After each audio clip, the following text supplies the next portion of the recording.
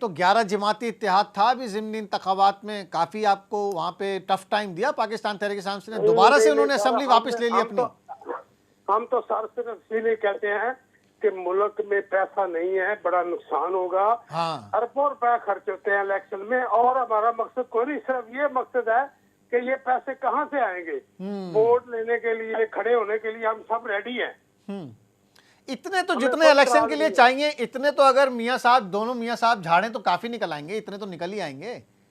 नहीं नहीं, बड़ा अल्लाह का फजल है, ऐसी बात ना करें। वो हमारे कैद बाहर बैठे हैं तो उनकी सेहत ठीक हो रही है। हाँ। इंशाल्लाह नहीं, इतने तो अगर झाड़े, अगर झाड़े तो मेरे ख्याल से निकल आएंगे इतने तो। अगर जमहूरियत के लिए, मुल्क की बका के लिए अगर सारे सियासतदान मिलकर चंदा करके कोई इलेक्शन करा लें तब भी ठीक है, बहुत है लोगों के पास पैसा। सर आपने देखा नहीं है कि 4 साल में इमरान खान ने जितना महंगाई का गंद है वो हम पर डाल दिया है। हाँ ये तो वो है। पिछली बात नहीं करते, वो कहते हैं पर महंगाई कहाँ गई। आपके जमाने में महंगाई ऊपर गई थी, 18 में कोई महंगाई नहीं थी। हाँ, लेकिन वो कोविड भी आ गया था ना, वो कहते हैं पूरी दुनिया में ऐसी वबा भी कोई महंगाई नहीं थी, 16 में कोई महंगाई नहीं थी, 14 में कोई नहीं थी, 13 में कोई नहीं थी। बिजली लाए हमारे कैदीन लाए तो बिजली की लोड शेडिंग 18 में खत्म हुई।